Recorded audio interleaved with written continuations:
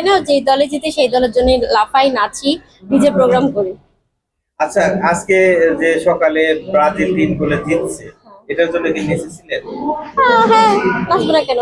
এর আগে 3 গোলে আর্জেন্টিনা যখন জিতছে তখনও লাফাইছি, আজকে যখন জিতছে 3 গোলে তখনও লাফাইছি।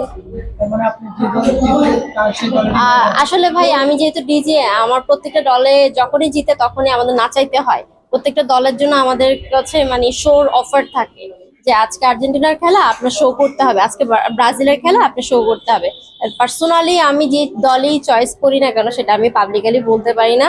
জার্সি পরে যে কোনো দলের প্রোগ্রামই আমার করতে হয়। প্রিয় দল তো বলতে নেই, সবাই প্রিয় তোমার খেলোয়াড় প্রিয় খেলোয়াড় বলতে গেলে তো দলই বলা হয়ে যাচ্ছে, একই তো কথা। না, বর্তমানে বাংলাদেশে বিশ্বের টি খেলোয়াড় সবচেয়ে বেশি famous Messi. Messi, Messi, Neymar আর অবশ্যই রোনালদো। মেসি। আপু আপনি যে ড্রেসটা পরেছেন আজকে এটা মানে কে ডিজাইন করেছে বা কেমন? এটা হচ্ছে fashion love by Trisha, police প্লাজায় যেটা শোরুম। আর এটা হচ্ছে জায়গা থেকে এনেছিল। বেসিক্যালি আমার অ্যাওয়ার্ডের শোর জন্যই আপু অনেকগুলো ড্রেস এনে থাকে আমার জন্য। তো সেখান থেকে একটা ড্রেস পরা যেটার প্রাইস 55,000-এর উপরে। Today you like so gorgeous, আপনার আজকে মেকআপ বা আপনার যে আউটফিট আছে কি করেছে এবং কি মেকআপটা ভাইয়া আমি করেছি, আর হেয়ার যেটা হচ্ছে সেটা হেয়ার স্টাইলিস্ট করেছে। কি কাজের জন্য আজকে আমার সবসময় যে অ্যাওয়ার্ড যে কারণে প্রায় প্রফেশনালি যে সেই হিসেবে পেয়েছি। আপাতত মডেলিং বা অন্য কোনো সেক্টরের জন্য অ্যাওয়ার্ড নিচ্ছি না, অনলি ফর ডিজের জন্যই নিচ্ছি, কারণ এই কাজটাই আমি সব থেকে বেশি করছি। আপনার সাথে যারা নমিনেশন ছিল তারা তো অ্যাওয়ার্ডটা পায়নি, আপনি ছিলেন, তাদের জন্য কি বলবেন? আসলে এটা জুরি বোর্ডের ইচ্ছা।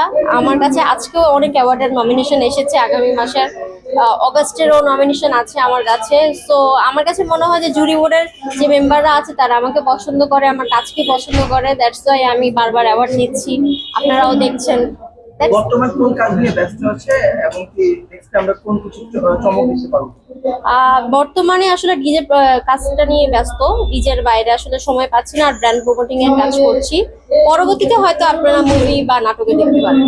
আয়রাকে সবসময় ডিজিটালি দেখা যায়, মডেলিং বা কোনো নাটক সিনেমাতে কেন? এটা আসলে একটু সময় সাপেক্ষ ব্যাপার, একটু সময় লাগবে সবকিছু গুছিয়ে নিতে, কারণ ডিজেটা করতে গেলে পুরো একটা দিন চলে যায়। পুরো একটা দিন যখন চলে যাবে তখন আপনি টিভিসির কাজে, ওবিসির কাজে আপনি শুটিং এর সময় দিতে পারবেন না। তার জন্য কিন্তু আপনি একটা ব্রেক নিতে হবে। সো ডিজে থেকে যখন আমি কয়েক মাসের জন্য ব্রেক নিব তখন আপনারা আমাকে নাটকে দেখতে পাবেন। সিনেমা করার ইচ্ছা? অবশ্যই আছে। সিনেমা করলে কোন নায়ককে বেছে নিতে চান? আসলে এটা আমি এখন জানি না, বাট ফার্স্ট চয়েস হচ্ছে সাকিব খান।